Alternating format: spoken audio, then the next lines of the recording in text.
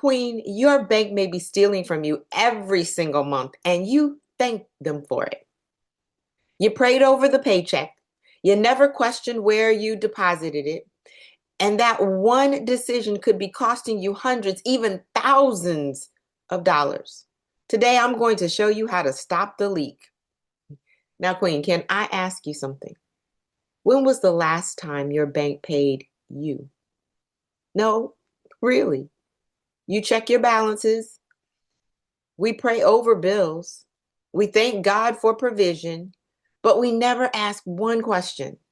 Is my bank helping me build wealth or quietly draining it?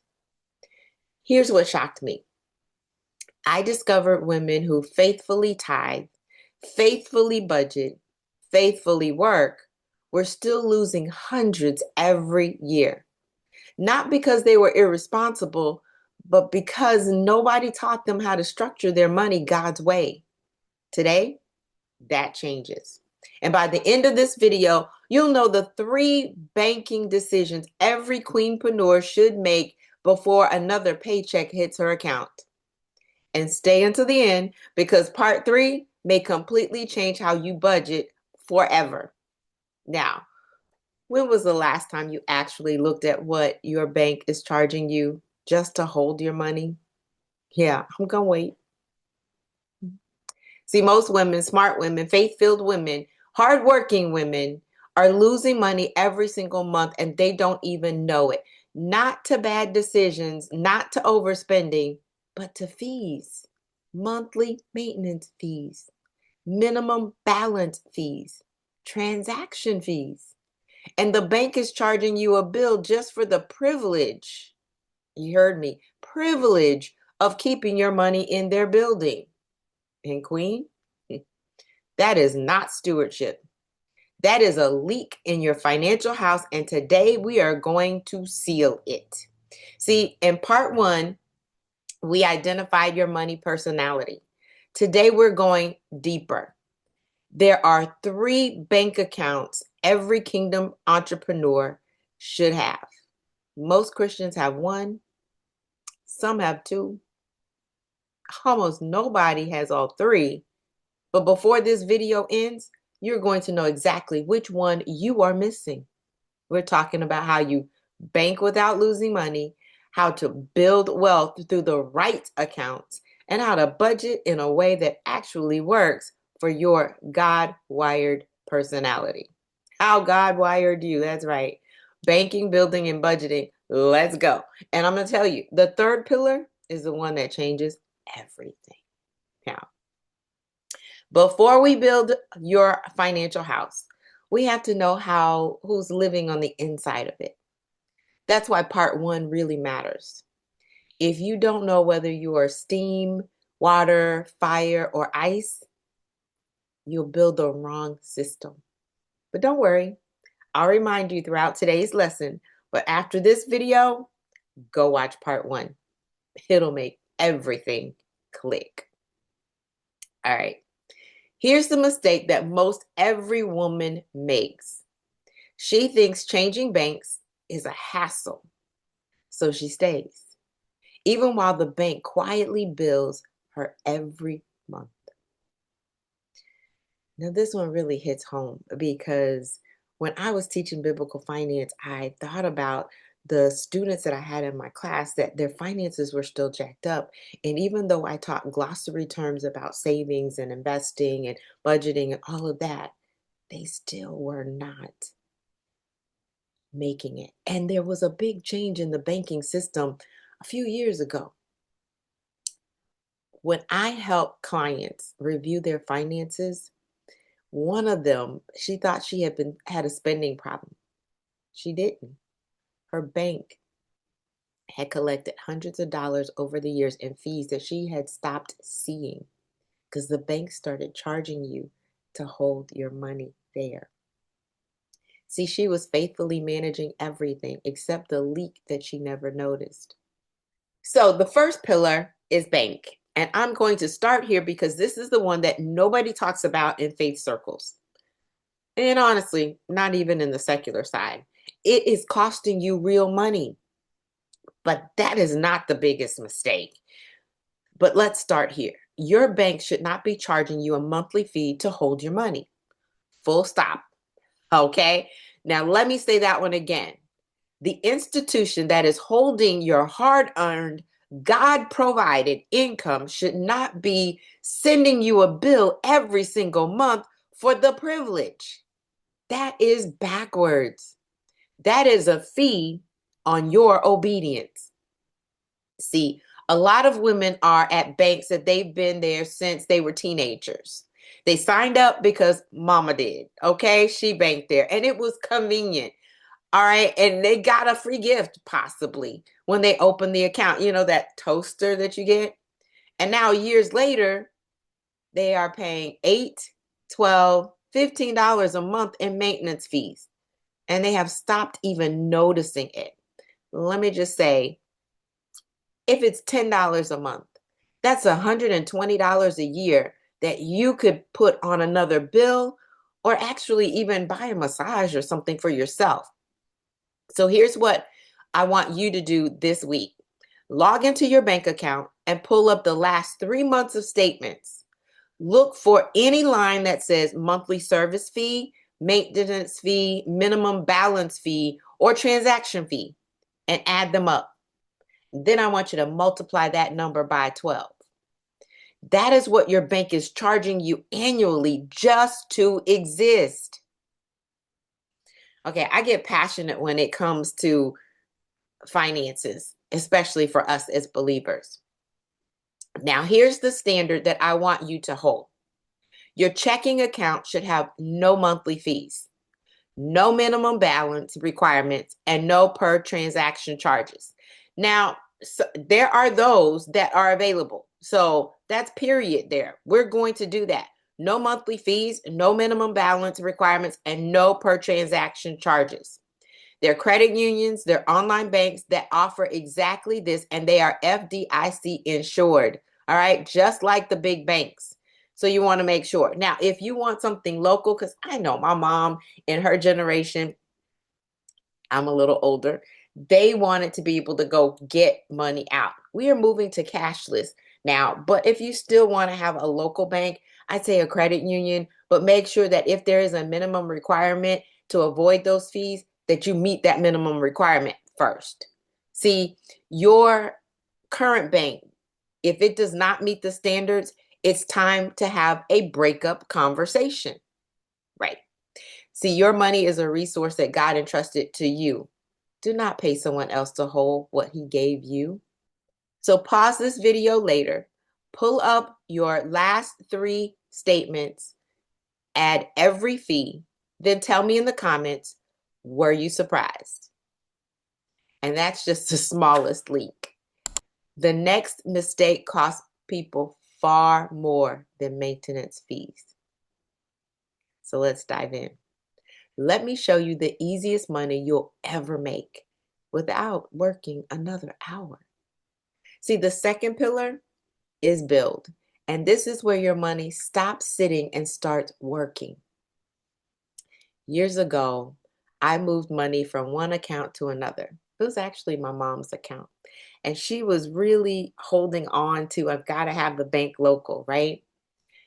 But when I moved her money, let me tell you, same money, same discipline, different location, suddenly her money started paying her. So, case in point, she was at a local bank that was only giving her 0.1% interest. So maybe at the end of the year, there was maybe about 10 cents, nothing that they even needed to report to the IRS, okay? I moved it to an online bank, and I used Discover, but an online bank account, and I couldn't move it all. So I had to gingerly move some over to her account because I needed to make sure that she felt comfortable and safe with it. You can do the same. I moved it, and one month she said, because she always gives my girls $5 for every year that they're born. So for birthdays, she always gave them $5 times the dollar amount. Well, one year she was like, okay, well, it's time for me to give, I'm just going to say Aaliyah, her money for her birthday. And I said, okay, how much do you want to give? And she said, oh, well, this year she's going to get let's say $120. I said, okay, no problem. We'll take it from your Discover online account. But you realize that last month you made 200 and some odd dollars. So that 120 that we're transferring, you really are not paying because the bank paid you. And so you're taking a portion of that and you're actually spending that portion instead of depleting your principal. Make sense? Mm. So let me ask you a question. Where is your savings right now? If you said in your checking account, we really need to talk. If you said in a savings account at the same bank as your checking, this is where most Christians are getting it wrong because most traditional savings accounts are earning, as I said before, 0.01% interest. 0.01. Okay. That means that if you got, say, $5,000 sitting in your account, a traditional savings account, at the end of the year, you may be getting 50 cents. Check it. Meanwhile, in a high yield savings account, which are available right now through online banks and some credit unions as well, you're earning anywhere from 3 to 4% annually. On that same $5,000, you're looking at $150 to $200 a year just for moving the money to the right place. Same discipline, same savings, different location, completely different return. And in a minute, I'm going to show you the account that almost nobody has, right? But for now, Proverbs, the 13th chapter and the 22nd verse, you know it. It says, a good man or a good woman leaves an inheritance for their children's children. But you cannot leave what you did not grow. Moving your savings to a high yield account is not a financial trick. It is stewardship. You're maximizing what God already gave you. So look at your end of your year interest from last year. How much money did your money make for you? Now check your interest income you've made this year so far. Do you need to make a change? Now here's the second piece of building. And this one is especially for my queenpreneurs who are running a business. Your business money and your personal money must be in separate accounts. Oh, for so many different reasons. All right. Grants are one, but just so that you would be able to see what's going on. They are not the same blessing and they do not belong in the same place. When you mix your business and your personal, you lose track of both. You cannot see your true business profit. You cannot accurately tithe on business income versus personal income. You cannot build a financial picture that God can multiply because the picture is blurry. So here is a clean structure for you. A personal checking account with no fees, a high yield savings account for your personal seed money, and a separate business checking account, as well as a separate business savings account, also high yield. All with no fees and all working for you. That is the foundation. The same 10-10-80 principle from part one, but now each stream has its own lane. Business income gets its own lane. Personal income gets its own lane. And both honor God first. So build the structure and then watch what God fills it with. If you are serious about building kingdom wealth, my Financial Wisdom for Financial Freedom book walks you through every account I personally recommend setting up. It'll give you the architecture, the account structure, the biblical framework to actually build your financial house on solid ground. So grab it below before you watch part 3. All right, because next I'm about to explain why budgeting fails for most Christians and people in general too. But let's go here. Have you ever wondered why the budget works for everyone else, but never seems to work for you? I spent years watching women blame themselves. Some would say, oh, I'm just terrible and I'm not disciplined, or I'm terrible with money, period. No, they were using someone else's system. See, the third pillar is budget. And this is where part one and part two come together. See, most budgeting advice is one size fits all. Here's a spreadsheet. Here are the categories. Here's the app. Download it and be disciplined. But Queen, you already established that you are not one size fits all, right? You are either steam, water, ice, or fire. And how you budget, where you need the guardrails, and where you need the freedom, that is different for each personality. So here's what I want to give you. A personality-specific budgeting tip, one focused on strategy built for how you are wired. All right, if you are steam, this is where you sabotage yourself, right? And you go up in smoke, if you would. You spend too much on gifts and giving to others. So set your budget in the gift giving that is balanced. Balanced budget, gift is probably larger. Whatever that dollar amount is, you cannot go over it, period. No matter what sob story someone gives you or the last minute event that happens, hold to it, right? If you are water, this is where your money flows away. You have no budget to begin with. Get one, and also get an accountability partner that's either an ice or fire. You must work within balance. For the adventures that you want to attend, plan in advance. Save for them. But if you don't have it in your budget now, then maybe next year. All right, moving on to ice. Let's melt into a more balanced you. That's right, you're great with your budget. You're strict to your budget. Joyce Meyer says, eat the cookie by the shoes. That was her book. Absolutely love it. It's all about gratitude. You need to add a line item in your budget for fun. All work and no play makes Jill and Jack dull, okay? Even if all it is a $5 movie or $6 smoothie, every single month, I want it in your budget. Do something for you. No resentment, but a little bit of fun. If you are fire, all right, let's burn even brighter. See, your budget is already on point, but let's help someone else get theirs right. For you, I want you to check your investment moves and your diversification strategy.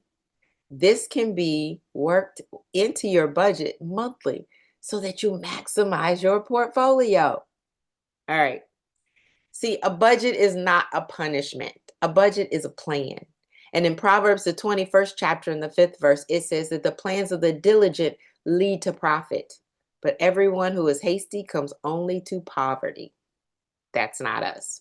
A budget built on who you actually are, that is a plan you will keep. That is a plan God can honor. So know your personality, build your structure, budget with intention. That is how you steward what God gave you. And then tell me your personality below. All right. Imagine 6 months from today. No surprise fees. Money earning money. Every dollar has an assignment. Peace replaces panic. That's biblical stewardship. Now, next week, I'm going to show you something almost nobody in the Christian finance area is teaching. It's how to use AI to strengthen your stewardship instead of replacing your wisdom or even compromising your values. So trust me, you don't want to miss that one. All right. If today's video exposed a leak in your financial house, don't stop with awareness. Build the whole foundation. My Financial Wisdom for Financial Freedom book walks you step by step through the exact banking structure, budgeting system, and biblical money framework I teach my coaching clients, as well as present for other churches and women's organizations. The link is below. Start building your financial house today. I'm Dr. Chonta Haynes. I'm your destiny designer, also known as your biblical money management expert, and I'm here to help you put feet to your faith so that you can walk victoriously. Now, this series, Biblical Finance, Money Management God's Way, was built for you, Queenpreneur, as well as Kingdompreneur. Share this with someone who is ready to stop leaking money and start building legacy. I'll see you in part 3. Now go walk in it.